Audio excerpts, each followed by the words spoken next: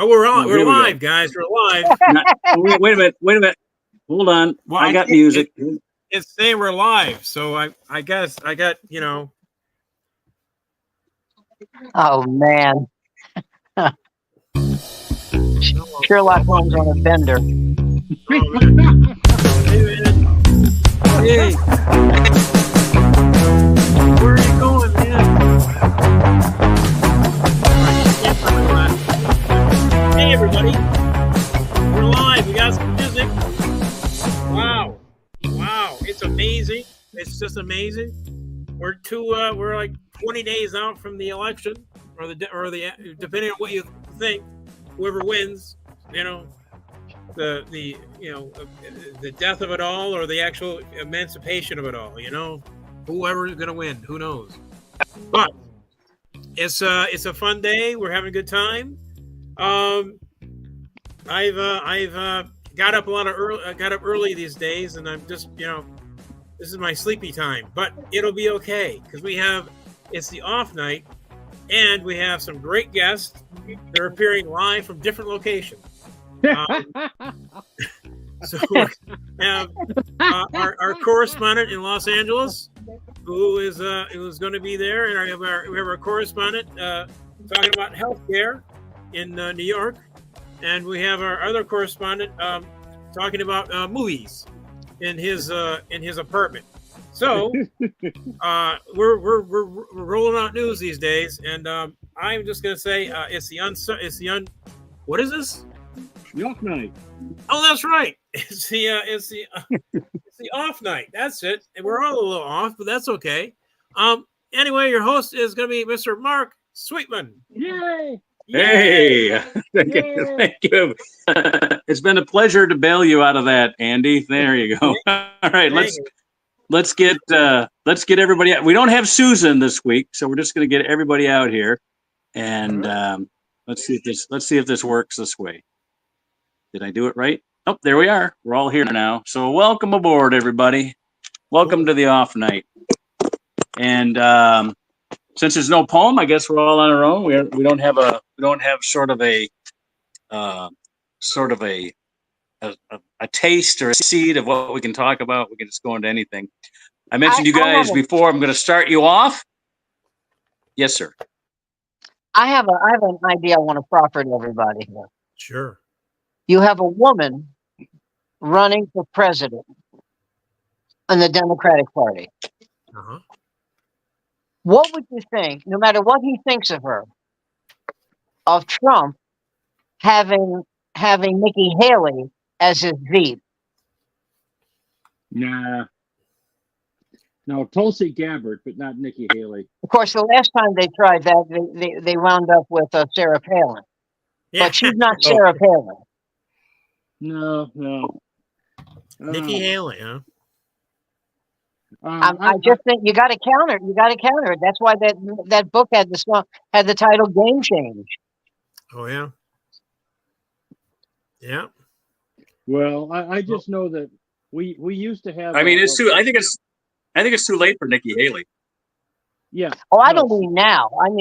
I mean before the selection. Before Vance had a chance to breathe there. No. Yeah. No, it would have been a good choice for him. Yeah. I would have preferred Marjorie Taylor Greene. Let's set this. Oh, if only God hear my prayer. I was about to say, Sam. Let's set this dumpster on fire. Let's just see the flaming trash heap, the love canal of politics go up in a plume of.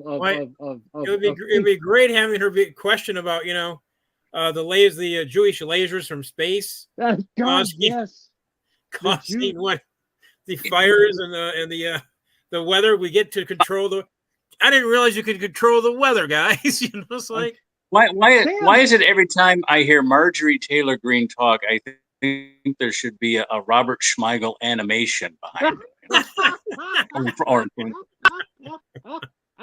It's funny you say that because whenever I hear her, I always think of Beavis and Butthead.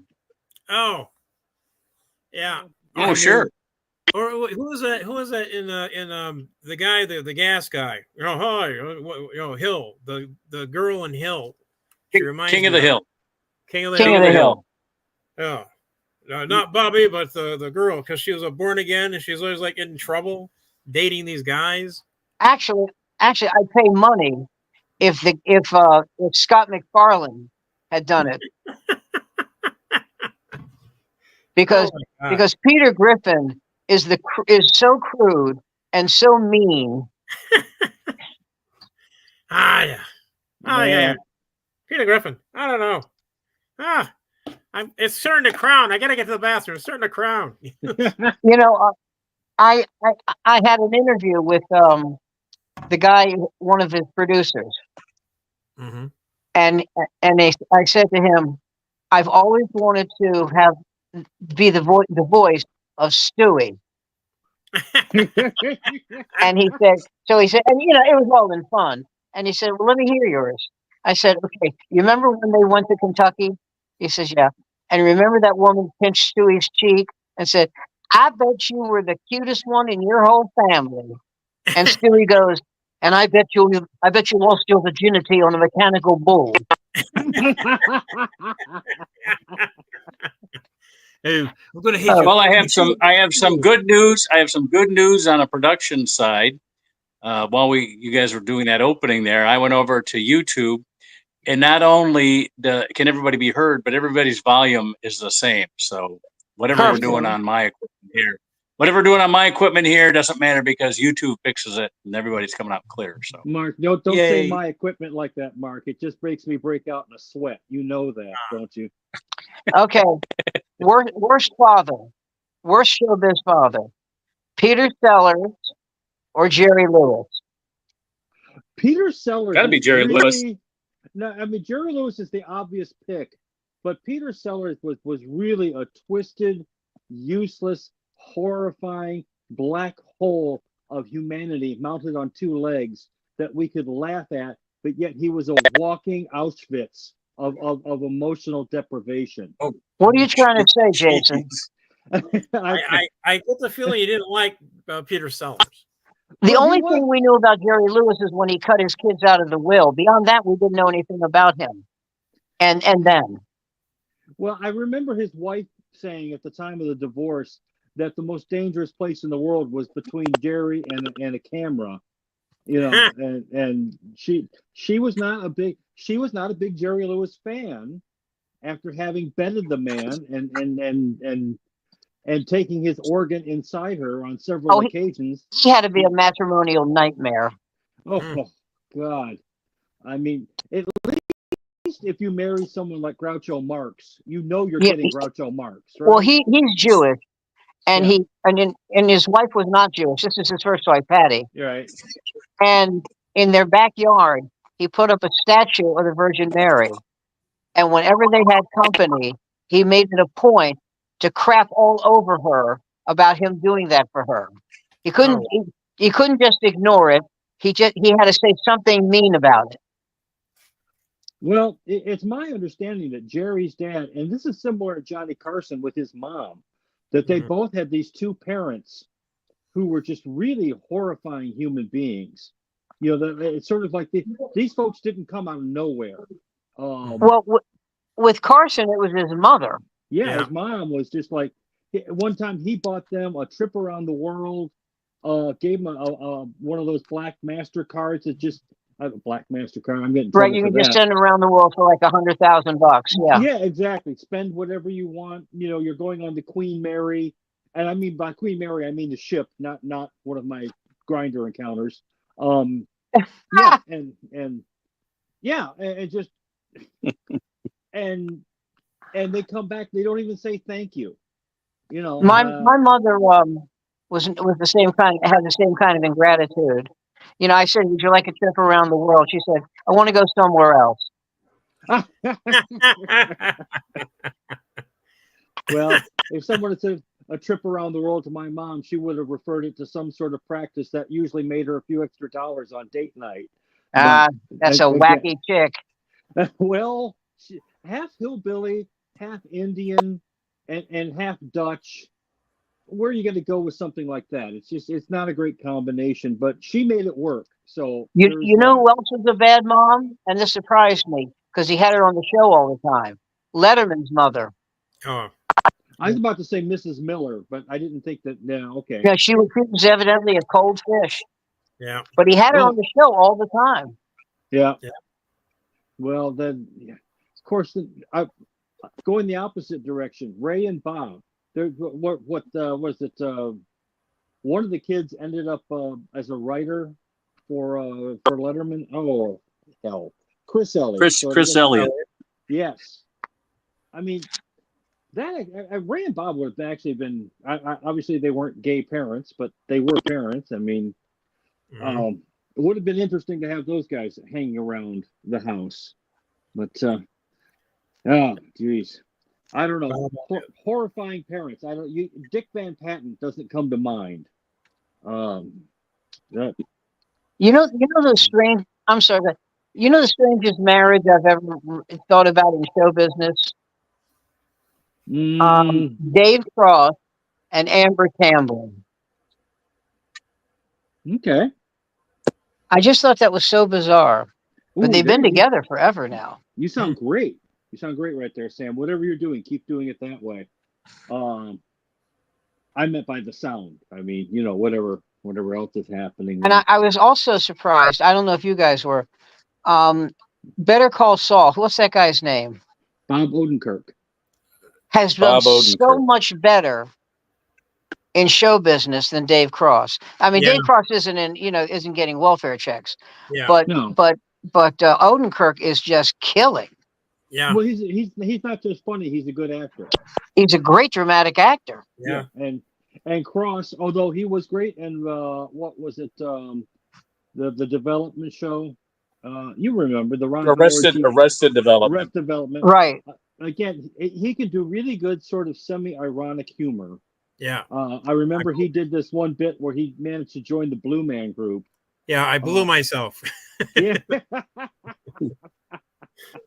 He was funny in Alvin and the Chipmunks. Yeah. I did not see that. But did you ever see his actual stand-up? It's very difficult to watch in some respects. It's like he was like the comic relief, and then you had Better Call Saul was more of the straight guy when you watched the show that they put together. Difficult because it was bad. Not that it was bad. It was like Awkward. It's sort of like it's like watching somebody who doesn't do punchlines. Wait a minute, talk about myself. You know what Anyway. that reminds me of? Franken and Davis. Yes, Oh, you're yeah. right. Again, better Because writers. that was terrible. Yeah, but good writers. And it was always at the end of the show. Yep. On SNL, and you heard the white hissing sound. It was so dead in the audience. Franken's skits were always better when he did them himself. The Right. Stuart Smiley, and Right. all the things he did by himself. The helmet cam with Dennis Miller, all those things he did without Davis were always so much better. Uh-huh. Well, But they were writing partners. They were writing partners, so they stuck together. So Davis is dead, right? We can hope. I mean, I think he career's is. been dead for- Yeah, I think he is We that can- way. not only can we hope, but we can Google. Yeah, and then Al Franken has been God. dead for years. He just doesn't know it yet. Franken's although in a tough situation. Yeah. I know he would love to He's- get back into the Senate, he's but he been ain't making replacing noises. her.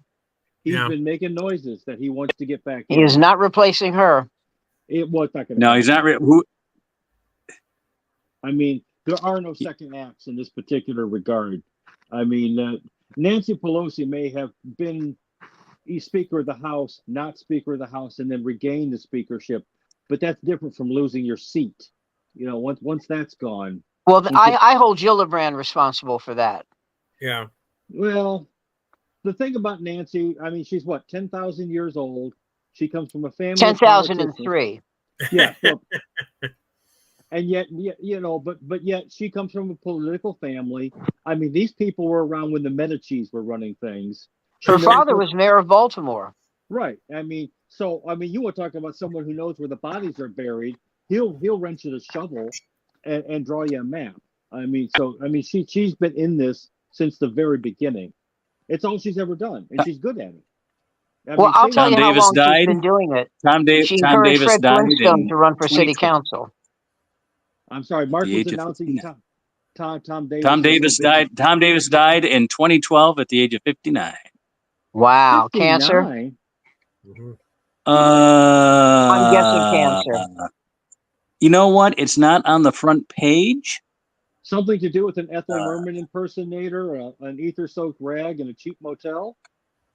No. Let's calm down. God. No, No. that was Janet Blair.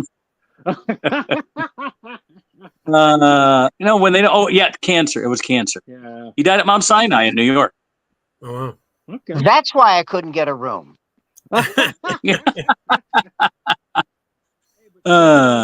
Guess who is back from beyond the grave?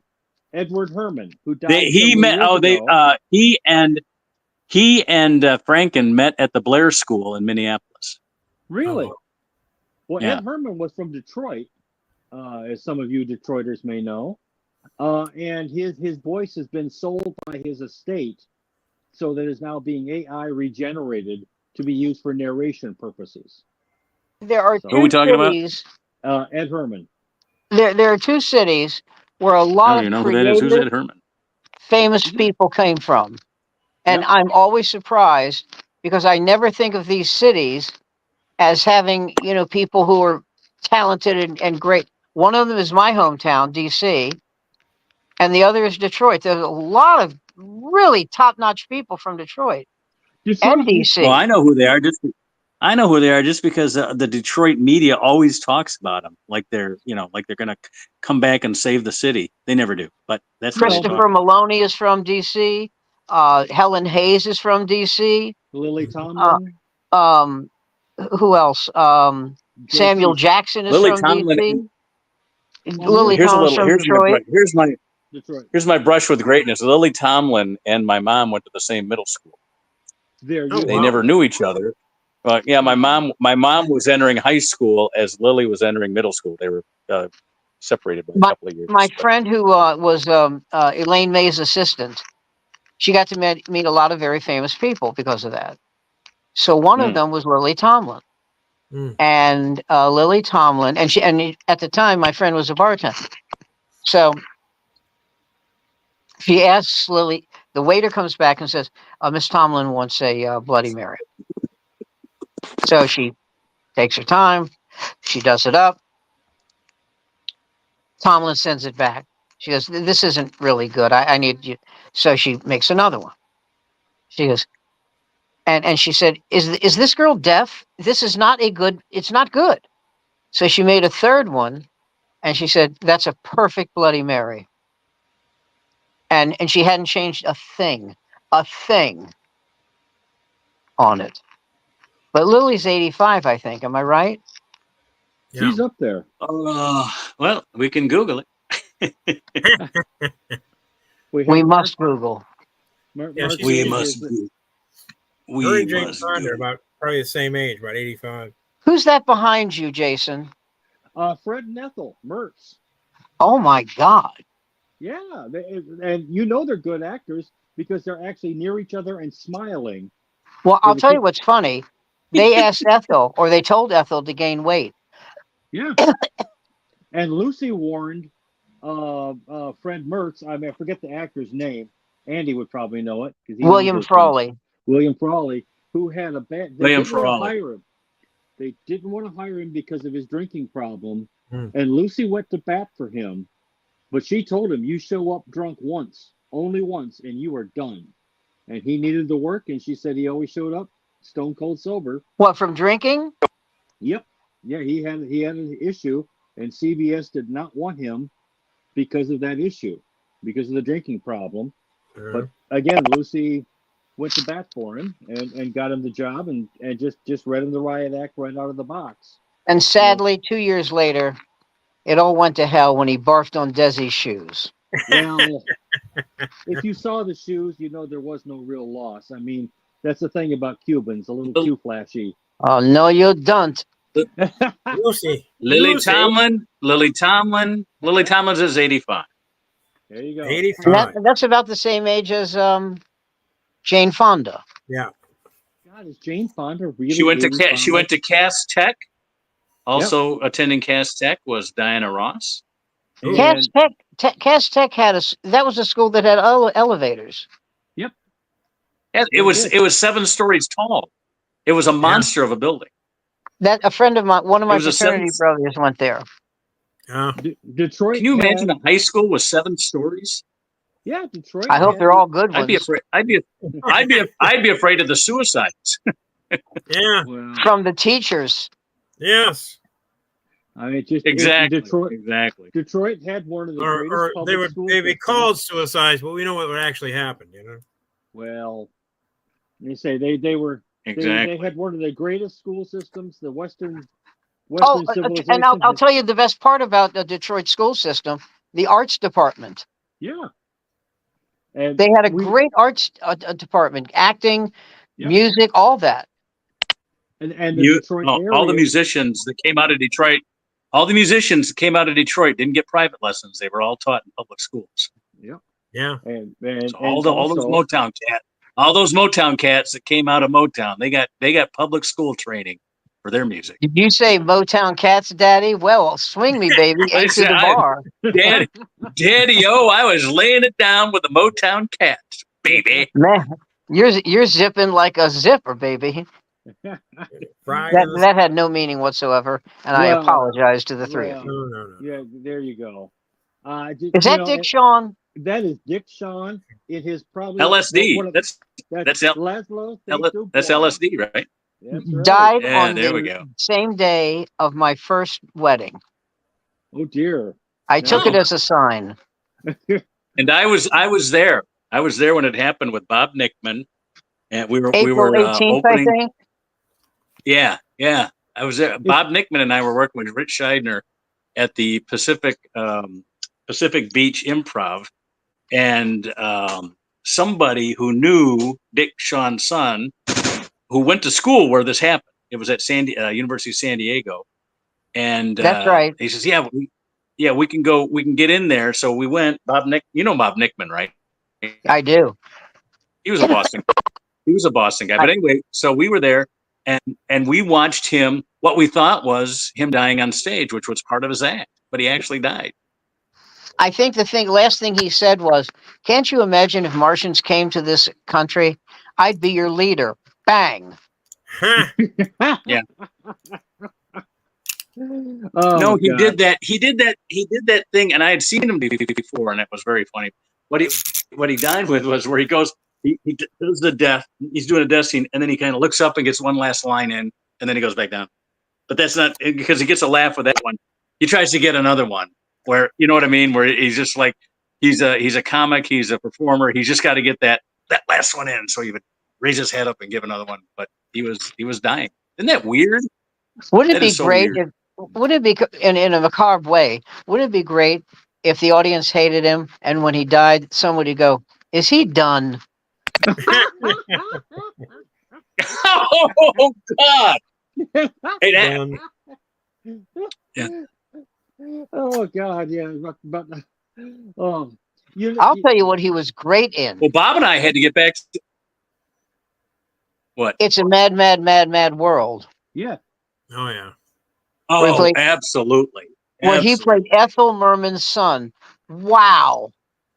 I'm coming for you, Mama. You know what? Hey, here's something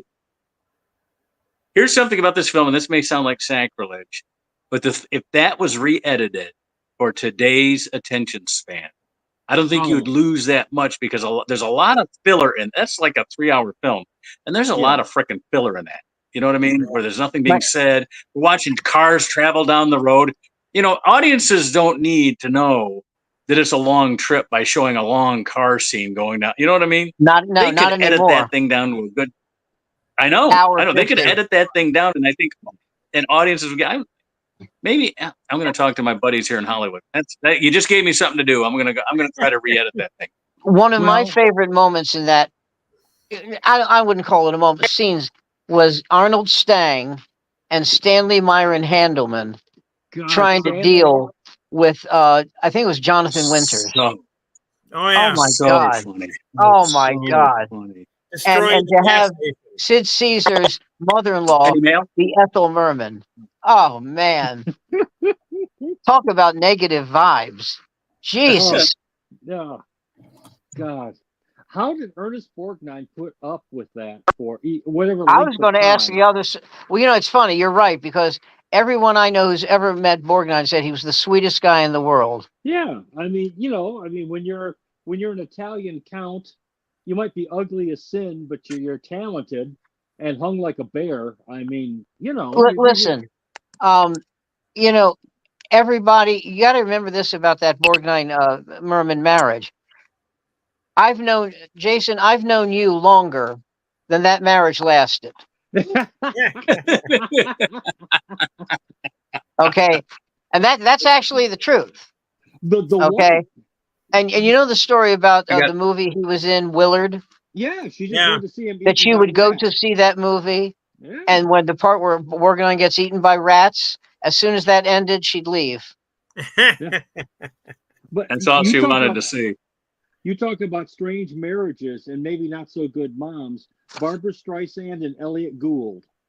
I mean, that He was a star when they met. He was a bigger deal on Broadway than she was. Oh, yeah. couldn't be for that Yeah, much that's longer true. though, because by 1971 she's in Bogdanovich's "What's Up, Doc," and at that point, I mean, she'd already been in what she was in one Hello Dolly before that, Yeah. but she was huge. Oh, She was huge by what 71, Mathau 72? she hated was her. in Funny Girl. Yes, Funny Girl. Well, You that can't that get was her bigger than that. Oscar winner.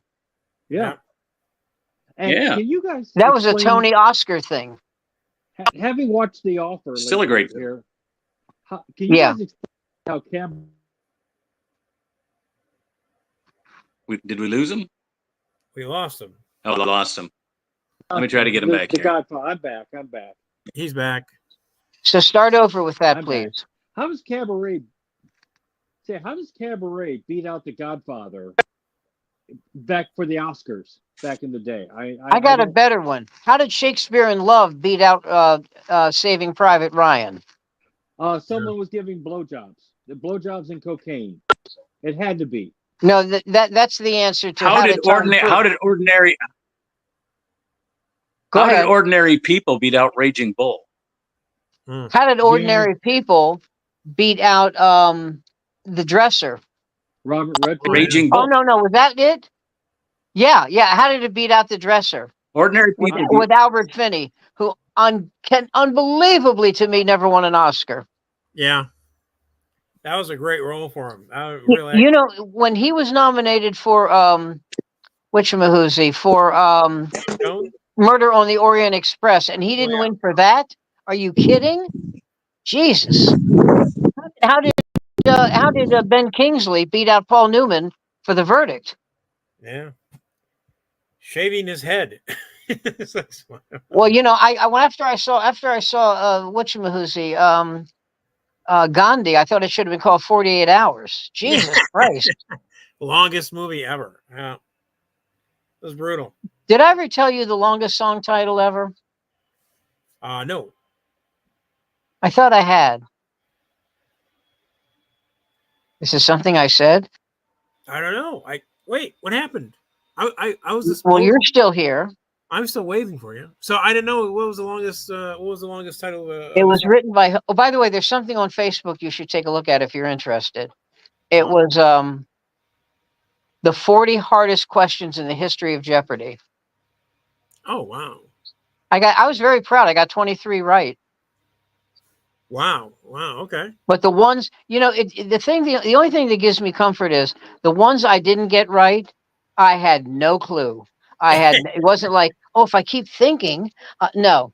Were they the math ones or were they, It's geography, science, So here's the longest song title that I've heard of, that I know in show business history. Maybe it's just ASCAP, but it was written by Hoagie Carmichael. Oh.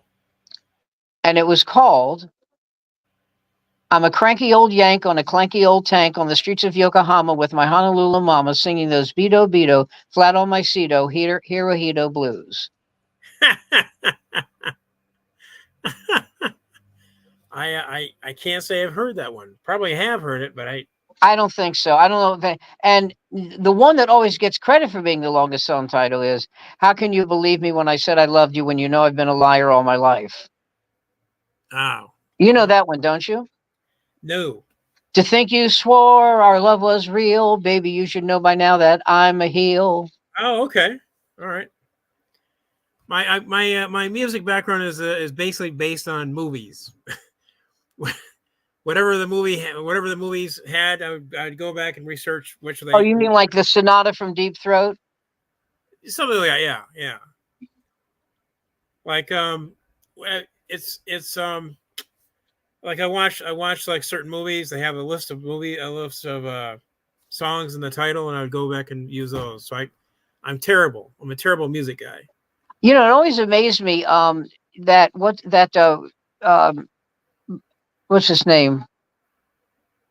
Oh man, he just died. He was married to Angie Dickinson. Uh, He wrote "What the World Needs Now Is Love." oh damn it. No, Damn it's not Bernard Baruch. Uh, it. all right. Let's look up Angie Dickinson. I have a would I love to? yeah, You know, Angie. she's still alive. Well, she's like 99, something like that. 90 something. All What was right. his name? It began with a B. I always whenever I say it's Vic, I always see it was Vic Damone or something like that. Yeah.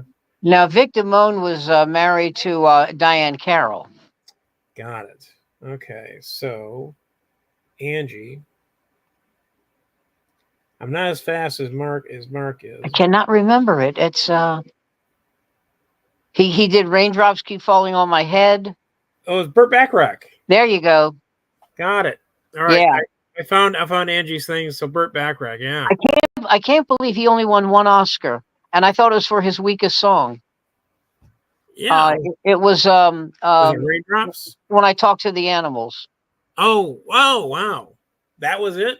Yeah, not Alfie, not The Look of Love, not "Raindrops Keep Falling on My Head." Which was in Butch Cassidy and Sundance Kid. You know what always amazed me about that movie? That they have this big thing about you don't want the actors doing stunts, Uh huh. and there's Paul Newman with one foot on the pedal and one foot sticking out behind him, and it's him. Yeah. Oh yeah. I And mean, the other guy who does not all but a lot of his own stunts is Tom Cruise. oh yeah. Yeah, he's always trying to do his own stunts. He's always trying to do They And that, told I think I know why he hasn't gotten one because of his Scientology connection. But he Mhm. should have won a couple of Oscars by now. Jesus Christ! Why Born on the 4th of July, Interview with the Vampire. both of those are good, yeah. But I still think he should have got an Oscar for his first one, the Risky Business. Which one? Risky Business. You know what's interesting about that movie? What's that? The scene where they make love on the subway. Uh-huh. She said that was the hottest. This is her talking now. Uh-huh. That was the hottest movie I have ever been a part of. Tom, how about you? I thought it went well. There's Tom. Okay. Yeah, Well, it was all right. it was all right. I wouldn't describe it as bonerific, but Yeah. Okay. Oh God. Well, yeah, um, good music, good stuff. wh- But yeah, that was. Oh, he, of course, Top Gun. That was a great. how about A Few Good Men? Few Good Men. Yeah, that's the one. That's the one. And The Firm. The Firm. That's right. That's right. The Firm was good, but I thought A Few Good Men. He really expanded his acting ability. Nicholson, Nicholson, with this reputation for being kind of a slimy, smarmy, smartass, Yeah. playing Lieutenant Colonel Jessup. Jesus Christ. What He owned that movie. He owned that goddamn movie. he did. It was a great speech. You know. You know my favorite line from that with him? What What are we going to talk about now? My favorite color. It's like, yeah. Like that's right. He's like, well, I was going to meet. I'm under arrest. You're charging me with a crime? What did I do? Did you order the code red? You're goddamn right I did. Yeah, great line, great It would have stuff. been great if the judge in that said, well, I think that cinches that up. I think that's it. We're calling the question. What are you arresting me for? Someone else who's never won an Oscar, who's a terrific actor. What's his name? 7 Degrees of. Oh yeah, Separation. Yeah, he's what the dancing thing, but he was in so many good movies. Got it. I know who you're talking about. We're not good at this, are we? We're terrible. Well, you see, if I was 10 years ago, boom, right there. Kevin. You're right. It's Kevin. Bacon. Thank you. I You know think his wife. I think of food first. You Bacon. know his wife is from Big Money. Oh wow.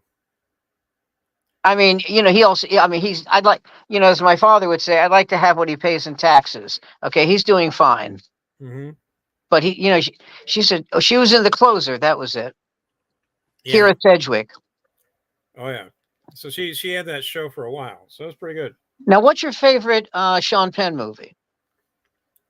Sean Penn. There are a couple of them. I liked it when he played the character in Falcon and the Snowman. Oh, that was great. Really good character. But this is kind of offbeat. He was a very good actor. But what I like is the recent edition of Walter Mitty, where he played this photographer, this world photographer, and the guy playing Walter Mitty is trying to find him. Oh, yeah, yes. My favorite movie of his was At Close Range. Oh, okay. Him and Christopher Walken, Mary Stuart Masterson, his brother, Oh yeah. Chris Penn, and I think a very young Kiefer Sutherland. Oh yeah. I'll look him up here. Sean Penn. Sean Penn. I can't use my fingers anymore. Sean Penn. Hang on a sec. Boy, I tell you, the day comes when you can't get it up. That's going to kill you. Yeah, or the line from William Holden. When do you know it's time to end it all? The next scene in The Wild Bunch. Waking up, looking at the girl laughing at him. He's looking down, looking at the girl. And then he goes, now's the time to kill yourself, you know. So it's pretty great. Great scene. I always like that. I don't know if I ever told you this joke, Andy. Okay. This guy is an agent, and he's having lunch with a very, very powerful Hollywood producer. Mm-hmm. And he says to the producer says to him, "Do you know an actress named Doris Cummings?" And the agent says, "Do I know her? Are you kidding? Who hasn't she blown in Hollywood? Not only that, she's a shitty actress." And the big time producer says, "That's my daughter." And the guy says, "Let me finish." Let me finish. Oh yeah. Listen, So when I called her a whore, I meant that in the nicest possible way. in the nicest possible way. Oh yeah. In Carlito's Way. You see, that's a movie. There's a couple of movies I've seen that movie. You know the movie I've never seen? What's that? Barbara yells at me all the time for this. Our wedding photos. No.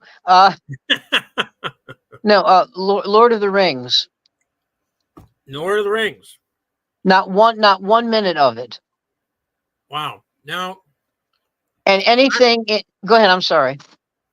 I'm not a fantasy guy, and I do like. I'm Lord not of the either. Rings. And that's why after Star Wars and Revenge, what was it? Return of the Jedi. That was the second one. Yeah. That ended it for me. And what ended it for me was the fact that you had to be legally deaf not to know that Yoda was Frank Oz. Yeah. The voice has just never disappeared. I get it. Yeah. You know, Muppet. and Billy D. Williams, you know, as Lando Calrissian. No, stop. Uh-huh. Just let's end it all now. It's over with. But to me, the best sci-fi is like Star Trek because at least they're trying to use science to create the magic, you know? That's right. And you know what I loved about Star Trek? This is a very tangential comparison, but it's the same reason I love Charlie's Angels with Drew Barrymore. They all hated Bill Murray. And he was a dick. Yeah. He was a dick. You know, he goes up to Lucy Liu. He goes, "I can't believe you're in this movie. You're such a lousy fucking actress." Oh, Hi, wow. I'm Bill Murray. Hi. That Bill was his Murray. opening line to her. Yeah. Just Well, he's a shit. But you know, it's funny. He acknowledges the fact he's a shit. He says it's a tremendous weakness on his part, and there's and he feels bad about it. But but it's like Chevy Chase. They're both terrible people. yeah, and he replaced Chevy Chase. But That's right. Lucy Liu actually went to University of Michigan, and we would go down and see her working the gate at the comedy club down in Ann Arbor.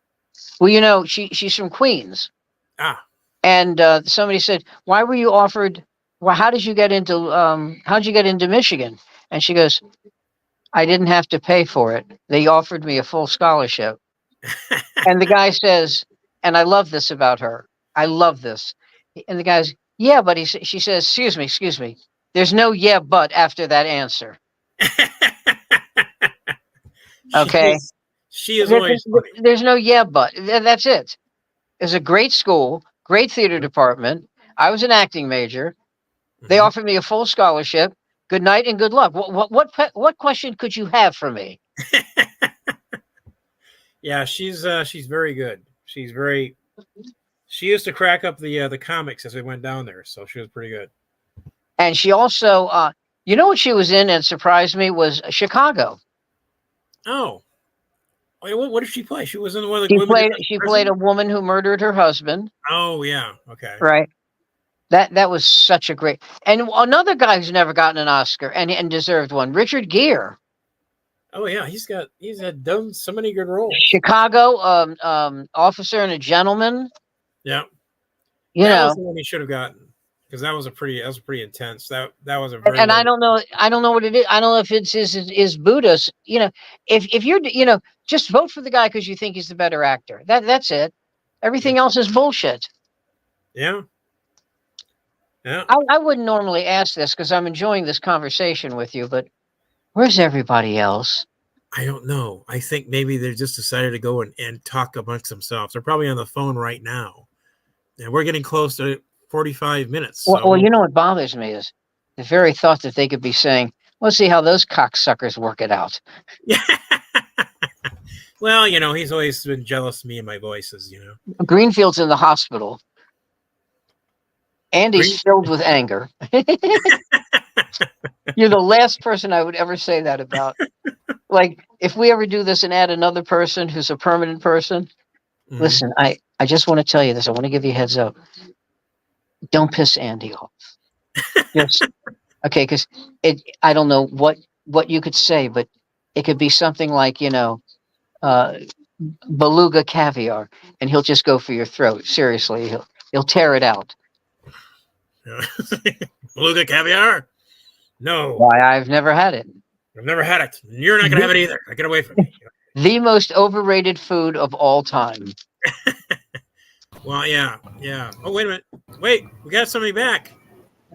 I see a head. That's Mark. That's Mark.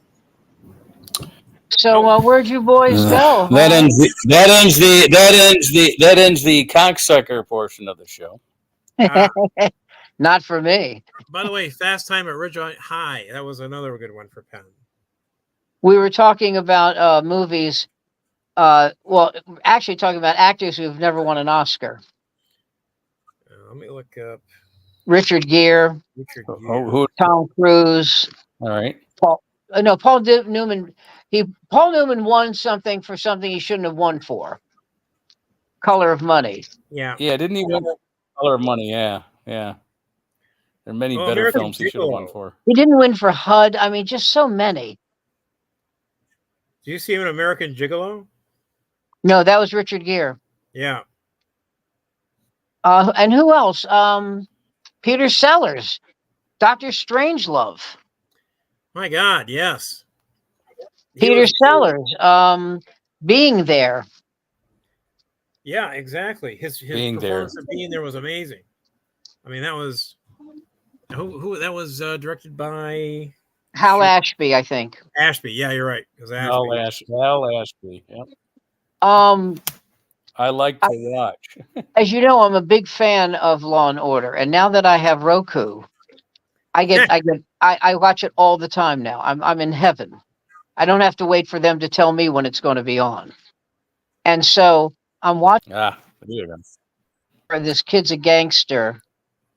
Oh no! What's the matter? No. What happened? Andy, you still there? I'm here. I'm All back. right. No, there he is. All right. There we are. All right. Everybody's back. All right. Good. Is Jason back? Everybody's back. In one of the Law and Orders, they asked this gangster something, and Corey Lowell, was that Carrie Lowell, tricks him into giving the wrong answer. So then he gets arrested again, and she says, you know, the other time we were here, I was getting reamed, and I'm starting to get a little tingle in my rear end again. Why do you think that is? And she goes, wishful thinking. Oh God. Oh my goodness. Oh, there you go. Oh man. So what game is on tonight? Tuesday night, nothing, right? Or is Not the Yankees? Yankees and Guardians. Yeah. I can actually get Yankees and Guardians are playing tonight. that. Wow, I can actually get that. You can or you can't? I can. It's on HBO. It's on Max? I've always been curious why they dropped HBO and they call it Max. Is it a catchier name? Is that it? I think it has more shows on it, like Cinemax, HBO. They're all connected now. Oh, yeah. I know, but why Max and not just keep it as HBO and include Max in that? Yeah, I don't know. HBO or HBO Plus like Disney does. Yeah. There had to be some Time Life owned HBO at one point. Has it been sold off since then? Oh, look at that, Kenneth Mars. There you go. Dr. Kenneth Mars. Baby. Hitler never said baby. Hitler was an artist. 4 walls, 2 coats, 1 hour. Well, I loved him in Blazing Saddles. Oh, was he was in Blazing Saddles? He played the hangman. Oh, that's right. Yes. I'm sorry, sir, but I'm all booked up for the day. No, I liked him in What's Up, Doc? With Barbra Streisand. What was he in What's Up, Doc? In? I mean, what was his role? He was one of the professors. It was a musicology thing. So he was one of like the professor who was supposed to be ruining the guy's reputation. All right. Well, you know, the movie that I haven't seen in a while, but I have to see it again is Whatever Happened to Baby Jane. Boy, you talk about your uplifting musical. I can't. No way. I saw that as a kid. I still have nightmares of Betty Davis. You know. And you know that one of the great things in that movie, Victor Buono. He was wonderful. When his mother, who he lives with, when his mother said, "You know what happened with her? She was caught inside a seedy motel with some gigolo." And he goes, "Oh, really, mother? Isn't that how I was conceived?" That movie is such a wonderful car wreck. I can't look away. Who directed it? Was that? Oh, I think Pacula. Oh, really? I think. Really? Well, I think. Was he old enough to have directed? Was he old enough to direct that? It'd be one of his. It was 1960 something. Yeah. Yeah, it had to be one of. Who are you thinking of that he wouldn't be old enough? Well, Pacula, he died. New York's ahead by 3. Huh? New York's ahead by 3. Oh, that series is over. Oh, it's done. It will be. Yeah. Oh, yeah. It, Who's it ahead will. by It will. 3? Yeah. They play. What did they play? 5 in this one or 7? 7. 7. Wow. 7. Yeah. So the Yankees are ahead by 3. I'm not sure what the Mets are. How the Mets beat. The Mets have split their opening. They split their 2 games. They lost the first one 9-0, and then they won the second one 7-3. Mets. The Mets had a horrible beginning to their year, and then they were the best team in the major leagues for the rest of the year. Best record. It was very similar to the Tigers, and then Hey, Tigers guys, should have beat. If the Mets and the Yankees are in it, I do hope they don't call it a Subway Series. They It's already really a have. I'm crosstown sorry. bus. They already It's have, the- and they're not it's going the to M- stop. And I agree with you, and it's idiocy. Yeah. It's the M60 bus series, not the sub. If you're going to be a Subway Series, you got to take the 4 down and catch the 7 to go all the way out. To go all the way out. You're right. Or whatever. You're completely right. Everybody who takes the M60 across is going to get there about 2 hours before anybody that takes a subway over there. I told Barbara about that. The M60. She says, if I ever go with you to a baseball game in Yankee Stadium, it'll be against the Mets. It'll be the Lift Series.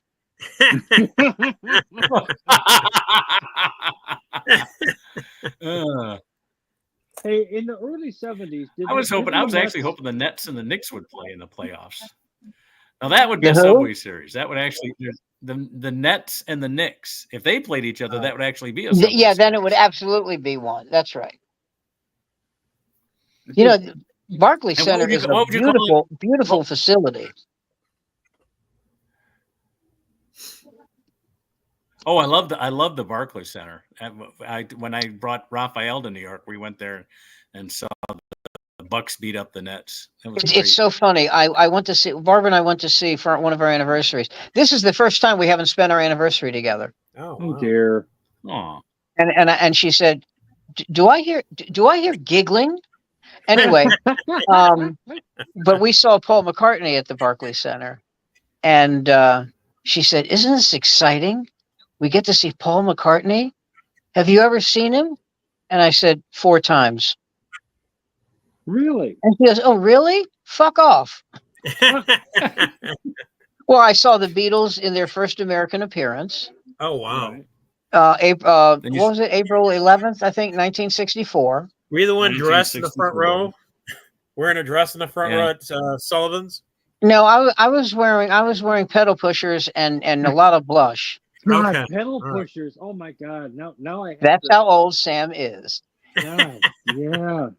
The saddle shoes. And then I pedal- saw them again at the Shea Stadium. And then I saw. This is funny. I was supposed to go see John Lennon, Mm-hmm. and I found out it was John Lennon and Yoko Ono, and I said, "I'll pass. I can't do it. I can't do it. But She can't sing." Yeah. Did you give Mark David Chapman directions to the Dakota? Or was that? I mean, Yeah, but the asshole couldn't tell ethnicities apart, so I'm fucked. well, what? That's what I mean. How does she get away with that with no powder burns? Nothing. I mean, really? He's I mean- never getting out of jail. Mhm. Yeah, I know, but Yoko's still alive. She's 90. Wow. Good. wow. And by the way, she's not this, "Oh, nice to see you, Mr." No.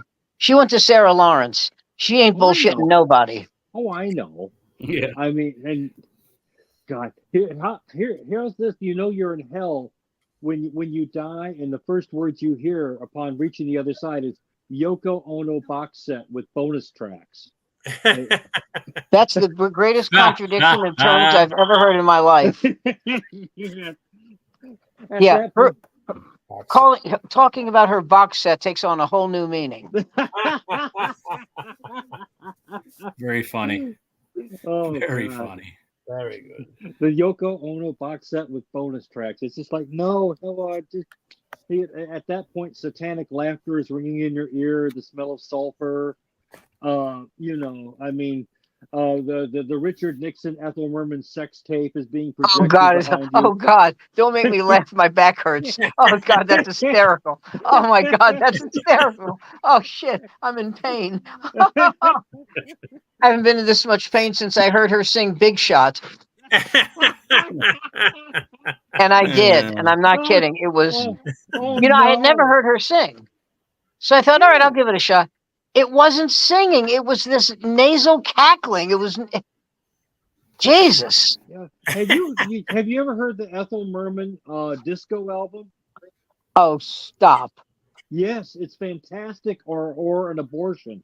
Take your pick. Oh my But, God. yeah, I mean her. No, that's beyond belief. Oh Oh my man. God. By the way, when it was just me and Andy, did you hear the joke I told Andy about the Hollywood producer? No, I No. did not. I think you might know it, Mark. This Hollywood producer is having dinner with an agent, and he's a very powerful Hollywood producer. And he says to the agent, "Do you know an actress named Doris Cummings?" And the agent says, "Do I know her? Who doesn't know that whore? She's the biggest blowjob in Hollywood. And not only that, she's a horrible actress." And the producer says, "That's my daughter." And the agent says, "Let me finish."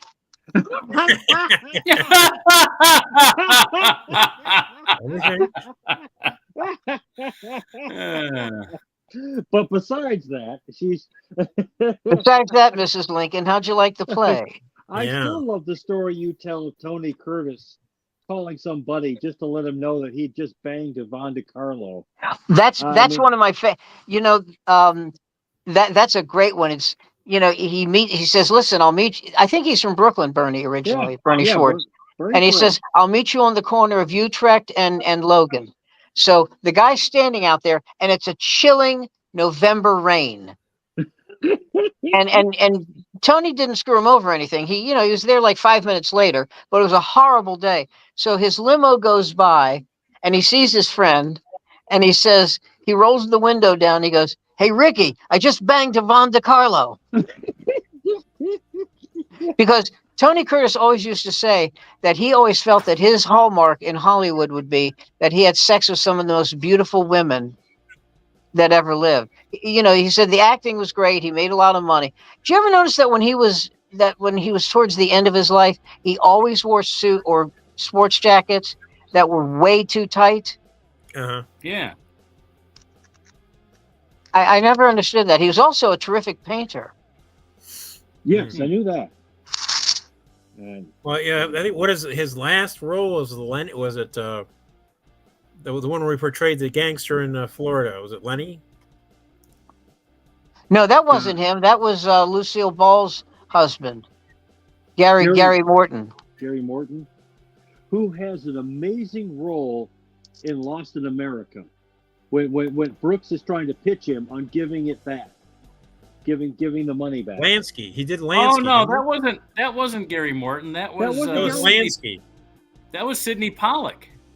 No, it was Gary but- Morton. In Lenny? It was Tony Curtis played Lansky. In that one, but I'm thinking of the one with Dustin Hoffman playing Lenny. Oh yeah, that was where yeah. Yeah, that was. your wife has banged every Puerto Rican busboy in this club.